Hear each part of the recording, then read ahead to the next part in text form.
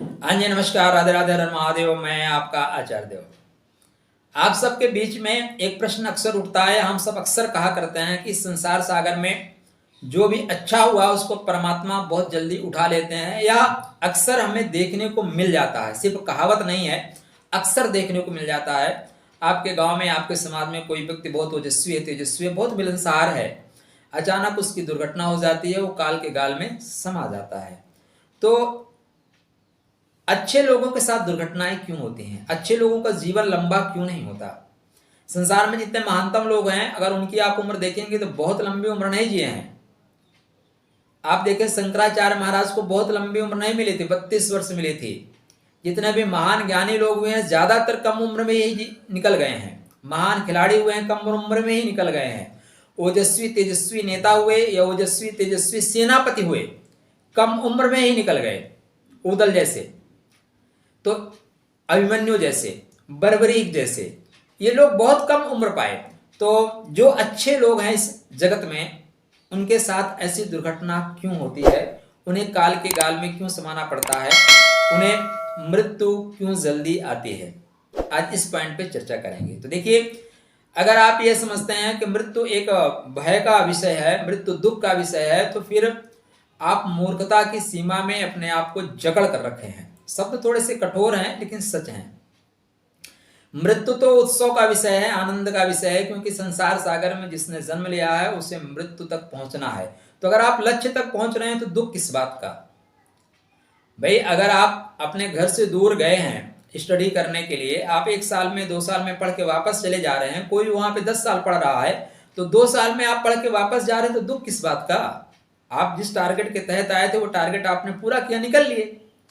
अब होता क्या है कि जैसे आप अपने घर में बच्चों को भेजिए, 2-3 बच्चों को भेजिए, घर में जो बच्चा आपका होनहार होगा, जिस बच्चे की वजह से घर में काम चलता रहेगा, उसको आप बोलोगे बेटा रिश्तेदारी से में जाओ, 2 दिन रहना, उसके बाद चले आना, तेरे बिना घर का काम नहीं चलेगा।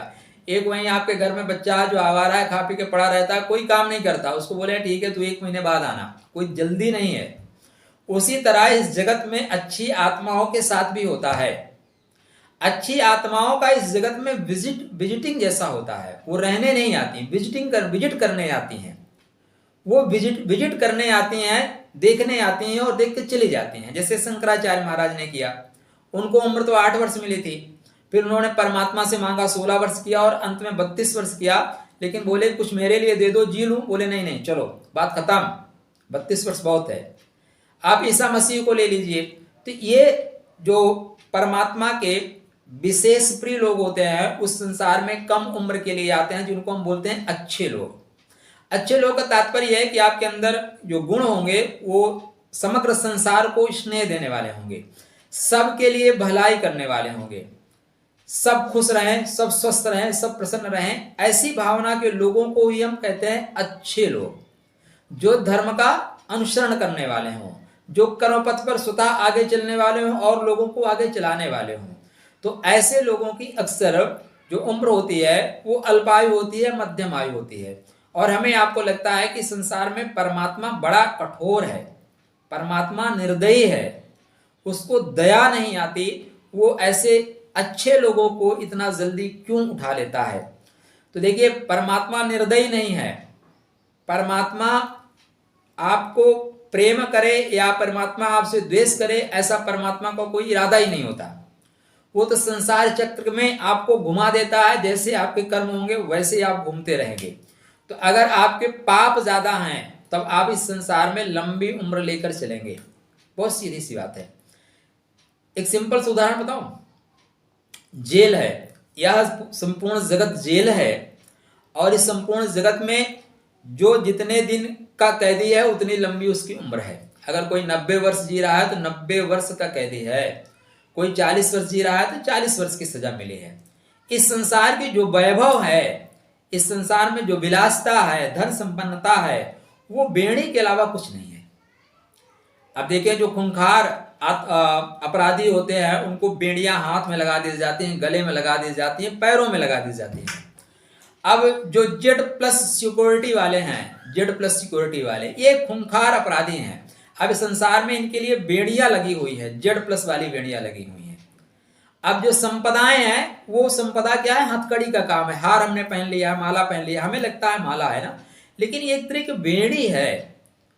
तो संसार सागर में परमात्मा किसी को न तो जल्दी बुलाता है न देर में बुलाता है। असल परमात्मा भेजता ही उतने वर्ष के लिए है, क्योंकि वो संसार सागर में कष्ट, थोड़ा सा कष्ट भोगने के लिए, जो लोग कष्ट भोग रहे हैं उनको देखने के लिए भेजता है कि बेटा जाओ देख कर आओ, संसार में लोग अपने कर्मों के अनुसार दंड भुगत रहे हैं कि नहीं, कर्म के अनुसार कार्य कर रहे हैं कि नहीं। तो कभी इस तरह की अगर दुर्घटना होती है तो परमात्मा को दोषी मत बनाइएगा, क्योंकि हमारे कर्म ही हमारे लिए पथ का निर्धारण करते हैं, पथ स्पष्ट करते हैं। परमात्मा ना तो किसी को लंबी उम्र देता है ना किसी को कम उम्र देता है, क्योंकि परमात्मा हम सबका बाप है, और बाप बेटे की उम्र को न छीनता है न बढ़ाता है। तो इसलिए जो संसार में अच्छे लोग आते हैं उनको इसीलिए जल्दी बुला लिया जाता है, वो कम समय के लिए आते हैं। जेल में क्या होता है, आप 2 मर्डर करके जाओ, उम्र कैद हो जाएगी, 18 वर्ष की सजा मिलेगी।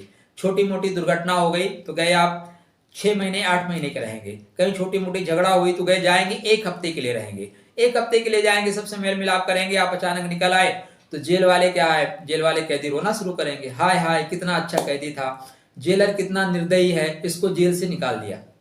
अब आप किसको दोष दोगे, जेलर कितना निर्दयी है, भगवान कितना निर्दयी, अच्छे लोगों को वो मृत्यु दे देता है, मृत्यु नहीं देता, अच्छे लोगों को मुक्ति प्रदान करता है। जेलर अच्छे लोगों को जेल से भगाता नहीं, उनको जेल से मुक्ति प्रदान करता है।